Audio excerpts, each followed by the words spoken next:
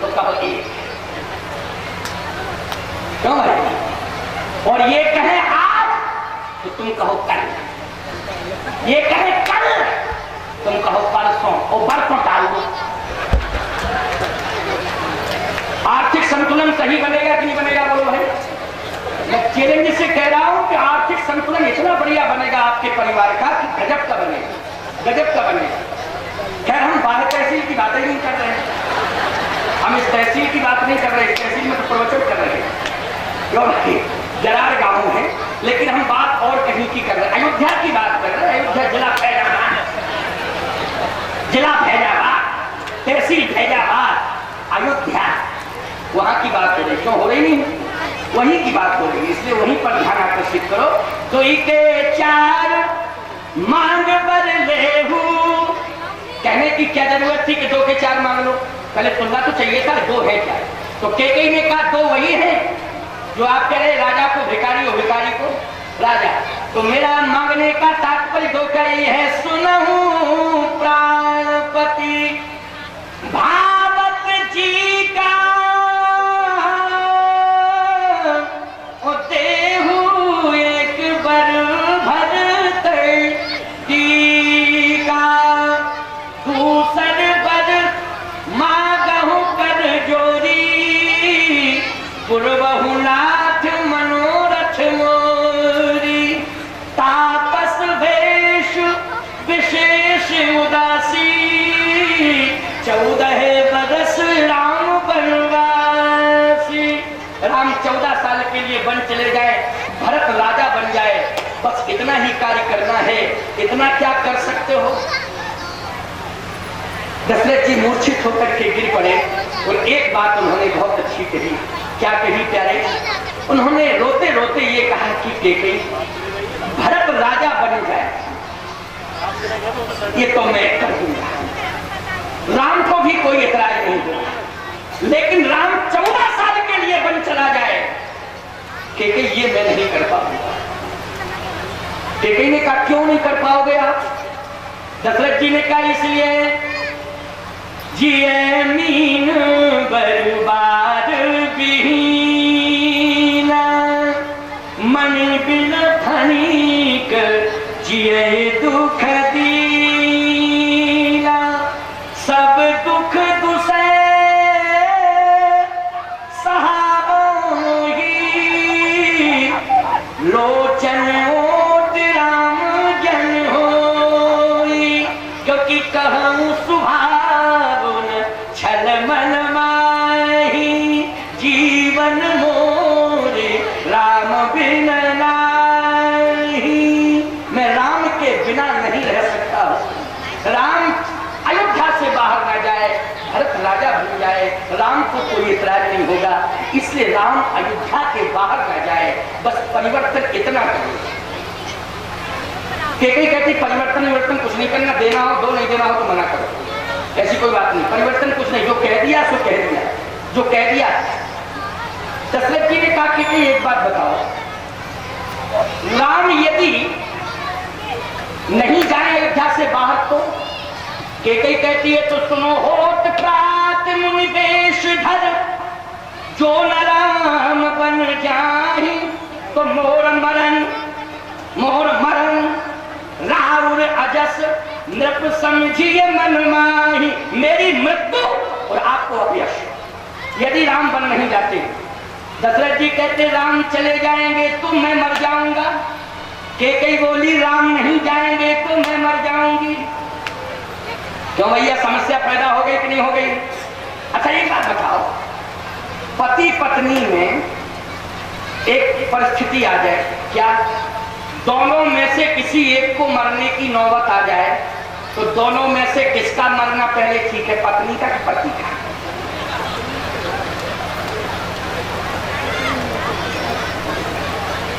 वैसे नियम के अनुसार तो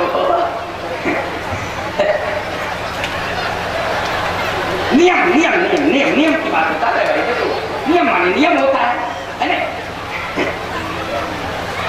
अच्छा एक बात बता, एक सज्जन कहने लगे महाराज अभाव तो खलता ही है। हमने कहा अगर 3 हो पत्नियां और 3 में से एक मर जाए और 2 रह जाए तो? और हमने कहा पत्नियां 3 हो, पति एक हो, पति ही चला जाए तो अरे तो 3 देखा। हमने कहा तो समझ लो इस तरह से समझौता कि पति पत्नी में से किसी एक का मरना तो निश्चित हो, तो पत्नी ही कहती है कि मैं सुहागवती होकर के जाऊं। हर नारी भगवान से क्या मांगती है? मठ मंदिरों में तुम जाती हो, कथा सत्संग में जाती हो, संत महात्माओं के पास जाती हो, उनसे यही दुआएं मांगती हो कि मांग का सिंदूर चमकता रहे, सुहागवती होकर के जाऊं। क्यों? मेरा सुहाग अखंड हो। अखंड सुहाग कब? जब पति होगा। और सुहागवती होकर के कब जाएगी नारी? जब उसका पति जिंदा हो, तब उसकी मांग का सिंदूर उसकी मांग में भर के स्मशान तक जाता है। बोलो जाता है कि नहीं जाता है? ये नियम। अब दशरथ जी कहते हैं राम चले गए तो मैं मर जाऊंगा, और केकई कहती है राम नहीं गए तो मैं मर जाऊंगी। दशरथ जी बोले केकई से निर्णय कर लो, दोनों में से किसका मरना ठीक है, निर्णय कर लो। अब 5 बजे 2, 4, 10 मिनट का मौका और देगा। क्यों भाई? 5 बजे अभी 10 मिनट का मौका और दे रहे हैं, निर्णय कर लो फैसला कि 2 में से किसका मरना ठीक है।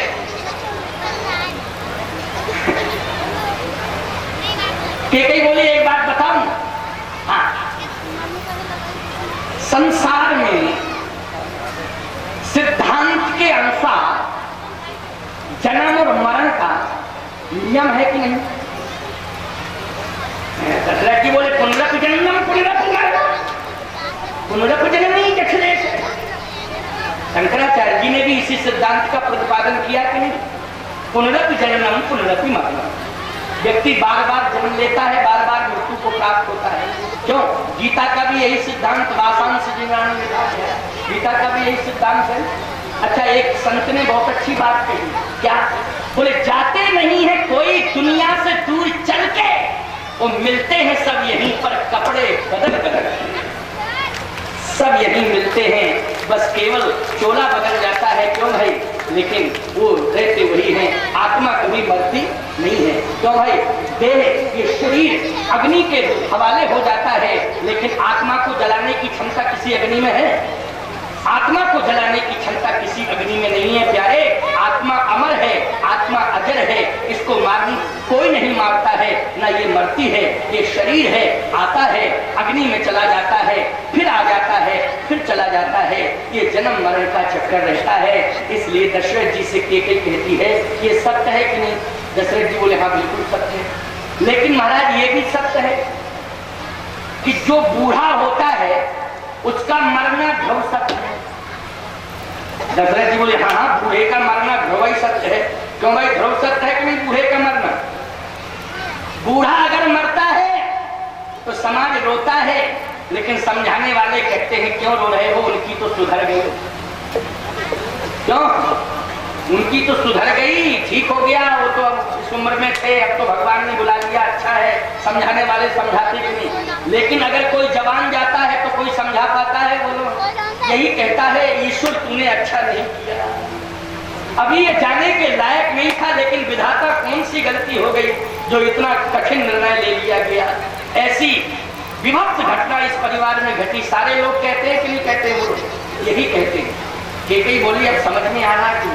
दशरथ जी बोले हमारी समझ में नहीं आ रहा, तुम समझा दो। केकई बोली मतलब ये है कि जब विश्वामित्र जी आए थे, हाँ, तो आप क्या कह रहे थे उनसे? दशरथ जी बोले तुम कहाँ थी? ये तो राज दरबार की बात है, तुम वहां थी नहीं। केकई बोली कान लगाए थी दीवार से, बातें होती हैं आगे के कमरे में, और ये कान लगाती हैं, क्या होगा? इसलिए कहते हैं दीवालों के भी कान होते हैं। क्यों भाई? किसके कान होते हैं? दीवालों के। तो केकई कहती है मैं कान लगाई थी, सुन रही थी। क्या क्या सुन रही थी? आप कह रहे थे विश्वामित्र जी से कि चौथेपन पाए सुत चारी,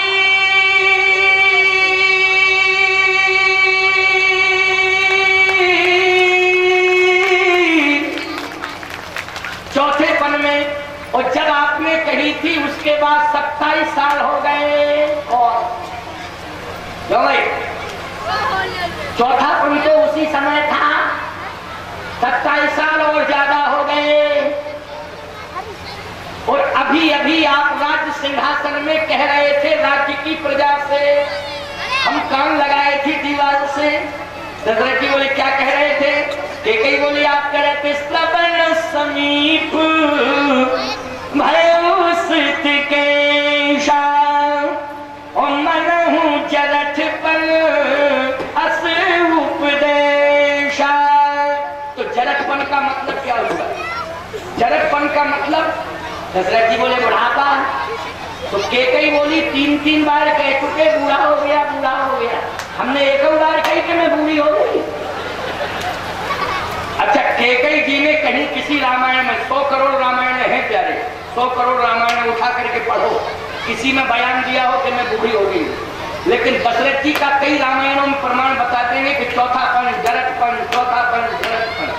लेकिन अंदाज तो ये लगाया जा सकता है कि पति पत्नी की उम्र में 2-4 साल, 5 साल, 10 साल का अंतर, क्यों भाई? तो लगभग इतना ही अंतर होता है, इससे ज्यादा थोड़ी अंतर होता है। क्यों सब कोई नारायण दत्त रानी थोड़ी बन जाएंगे? क्यों भाई? सब नहीं बनेंगे दिग्विजय सिंह और नारायण दत्त। हाँ, जो इस तरह का संदेश देते हैं समाज में, उनको शर्म नहीं आती है। मैं कहता हूँ चुल्लू भर पानी है कहाँ वो? कोई इन्हें उपलब्ध तो करावे। ये तुम्हारे लिए लाए चुल्लू भर पानी, क्यों? वो कहेंगे पीना नहीं है, ढूंढ के मरना है, पीने के लिए नहीं है। सावधान! कैकेयी ये चाहती है कि महाराज राम जी अयोध्या छोड़ के बन जाएं, अयोध्या में न रहे, आपके प्राण रहे अथवा न रहे। आपके प्राण न मेरे हाथ में है, न आपके प्राण आपके हाथ में है। आपके प्राण रघुनाथ के हाथ में है। किसके हाथ में है बोलो? रघुनाथ के हाथ में। प्राण भगवान के हाथ में होते हैं। इसलिए मेरा कहना यह है कि आप जो है राम को वन भेजें, अयोध्या से बाहर सूर्य की किरण नहीं निकलनी चाहिए। दशरथ जी समझ गए कि अब हमारा मरना सुनिश्चित, पक्की बात हो गई कि नहीं हो गई? कन्फर्म कि मेरा मरना सुनिश्चित है। क्योंकि कैकेयी ने डायरेक्ट नहीं कहा कि आप मर जाएं, ऐसा ये बोलना ठीक नहीं था, लेकिन इशारा कर दिया कि प्राण ना हमारे हाथ में ना आपके हाथ में, भगवान के हाथ में है। जो उसको कराना होगा ईश्वर को वो होगा। क्यों आप सोच रहे हैं मैं सोचूं? प्राणों के बारे में ना हमें सोचने का अधिकार ना आपको, भगवान के ऊपर छोड़ रहा हूँ। भगवान जो चाहे वो हो, राम की चाहे सोई होई, ये तो राम जी की इच्छा पर निर्भर है। लेकिन जो मैं कह रही हूँ उसका आप पालन करें। दशरथ जी ने मुंह मोड़ लिया। अब देखो यहाँ जब व्यक्ति प्राण दांव पे आ गए, वो पत्नी का शब्द सुन करके आहत हो करके अगर प्राण दांव पे आ गए तो पत्नी के प्रति ममत्व समाप्त हो जाता है कि नहीं हो जाता है? बोलो बोलो भाई, उस समय अंतिम हस्ताक्षर हो जाता है पत्नी के लिए कि नहीं हो जाता है? चाहे जितनी प्यारी पत्नी हो, चाहे जितनी प्यारी पत्नी हो, लेकिन अगर अंतिम हस्ताक्षर हो गया, मोह भंग हो गया पत्नी के प्रति, तो उसका अंतिम हस्ताक्षर हो जाता है। फिर पत्नी के बारे में वो सोचता नहीं है। अच्छा, मरने वाला व्यक्ति पत्नी को देखता है, उस समय पुत्र को देखता है, संपत्ति को देखता, किसी को नहीं देखता है। मरने वाला व्यक्ति अपने किए हुए कर्मों को देखता है। बोलो, अंत समय किसको देखता है? अपने किए हुए कर्मों को देखता है, उसी पर रोता है, उसी पर हंसता है। अगर अच्छा किया है तो प्रसन्न होता है, और अगर बुरा किया है तो रोता है। उस समय न पत्नी अच्छी लगती, न पुत्र अच्छा लगता, न संपत्ति अच्छी लगती, न परिवार अच्छा लगता। उस समय कर्म अच्छा बुरा लगता है। बोलो, लगता है कि नहीं लगता है? तो सावधान! आज कैकेयी के प्रति मोह भंग हो गया महाराज दशरथ का, और दशरथ जी ने मुंह मोड़ लिया। और जैसे ही मुंह मोड़ा तो अभी कैकेयी को मना रहे थे, अब किसको मना रहे हैं? बोले सुमिरी महेशई कहा निहोरी। बोलो, अब किसको मनाना शुरू कर दिया? शंकर जी को। बोलो, किया कि नहीं किया? इसी को भवन की चौपाई है ये, आप रामचरितमानस को उठा करके पढ़ लेना। मैं क्रम से बोल रहा हूँ, नियमानुसार बोल रहा हूँ। उसी समय की चौपाई है। कैकेयी से मुंह मोड़ लिया, और मोड़ने के बाद कैकेयी को मनाना बंद कर दिया। अब किसको मना रहे हैं? बोले सुमिरी महेशई कहा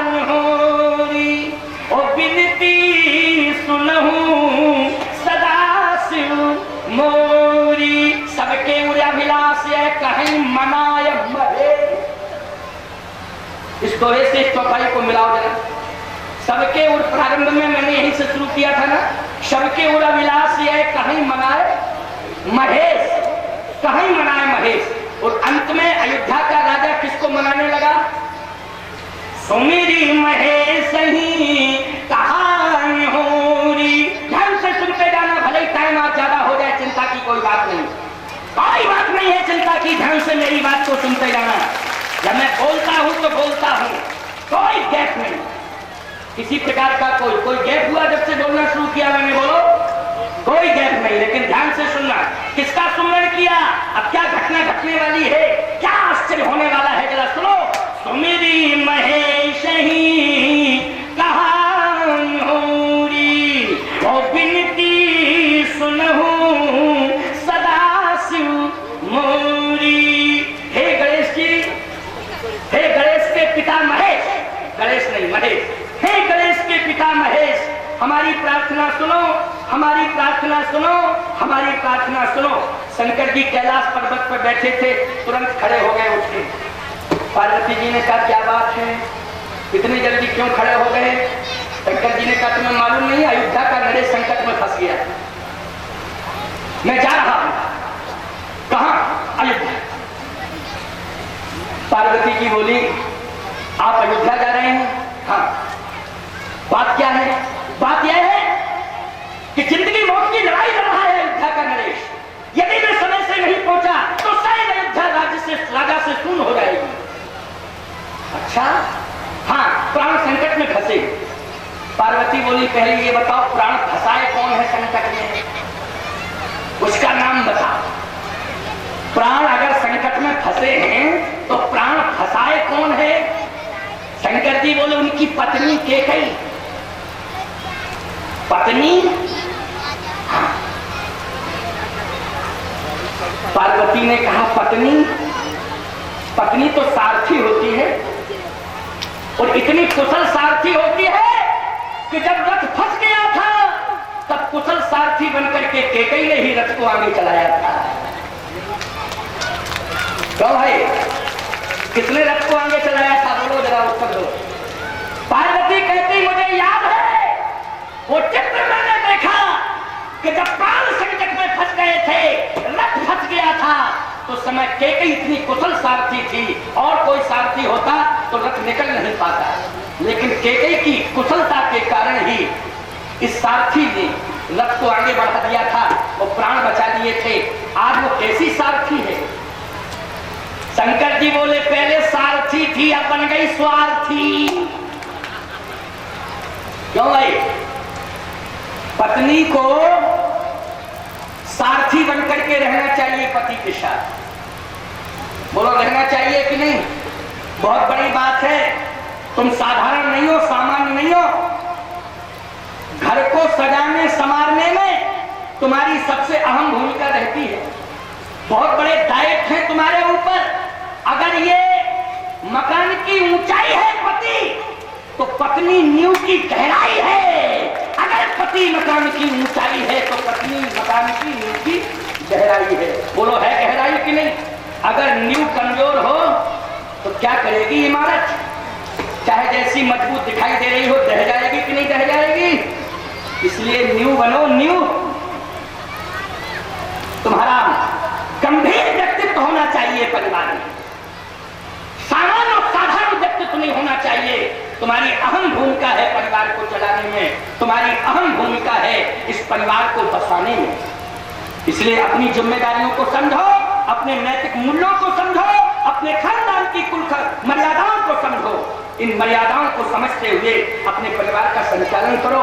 आज कह रहे हैं भगवान शंकर, हे उमा, हे पार्वती, अब सारथी नहीं है, तो फिर क्या अब तो स्वार्थी बन गई है। इसलिए कहती है कि नहीं नहीं नहीं, भरत राजा बने, राम बन जाए।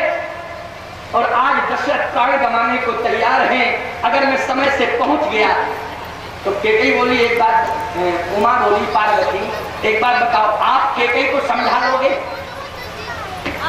आप समझा लोगे केकई को? शंकर जी बोले अब क्या बताएं, जा रहे हैं, देखो समझा पाए ना समझा पाए। पार्वती जी बोली तो एड़ी चोटी का पसीना एक लगा दिया था, समझा पाए थे? हम ही को समझा पाए थे। हम आपसे ये पूछ रहे, और हम अगर समझ गई होती तो दोबारा काहे को मर के आती? फिर क्यों? तो पार्वती बन के नहीं तो सती तो थी। क्यों? सती मरत हरिशन बर मांगा, जन्म जन्म सुफल अनुरागा। तो समझा पाया? शंकर जी बोले खैर माहौल तो हमारा खराब है कि जो अपनी घरवाली को नहीं समझा पाया वो संसार को क्या समझाए। तो लेकिन फिर भी हम समझाएंगे, लेकिन केकई को नहीं समझा सकते तो दशरथ जी को तो समझा सकते हैं। हाँ,